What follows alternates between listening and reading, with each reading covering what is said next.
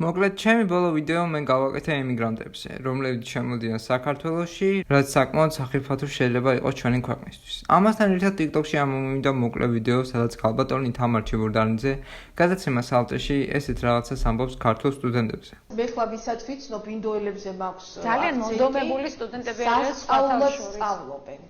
თუ ვინმე სწავლობს ხა ჩვენი თან სამედიცინო ფაკულტეტზე არიან ძალიან ბევრი, დღე-დაღამე სწავლობენ ეს ბავშვები. ჩვენი ქართველი სტუდენტები რომ დღე-დაღამე წინთან ძლივს მიიყვან და არ უნდათ სწავლა გამოცდები მოდის და კიდევ შენ პროფესორი და ლექტორი თხოვ აკითხავ ურეკავ მოდი გასწავლო უღეჭავ კონსპექტს უკეთებ ოღონდ რამე ჩავიდეს მაგათავში ამ ბავშვებთან ეს არ გჭირდება. ესენი დღე-დაღამე ზიან და მუშაობისა სწავლობენ პლუს მუშაობენ. მე მინდოდა გამეკეთებინა ვიდეო, სადაც გავარჩევდი რომელიმე ინტერვიუ, სადაც იცავენ ქართულ ოცნებას და ხსნიან თუ რა სიტუაციაში არის საქართველოს დემოგრაფია და ვარ თუ არა საფრთხეში და თან ამოდის ეს ვიდეო. მე ვიფიქრე რომ კარგი იქნება თუ გავანებებ ემიგრანტების თემას თავს, რადგან რაც საჭირო იყო ის უკვე ვთქვი ბოლო ვიდეოში და ჯობია თამარ ჩიბურდანიძეზე გამეკეთებინა ვიდეო.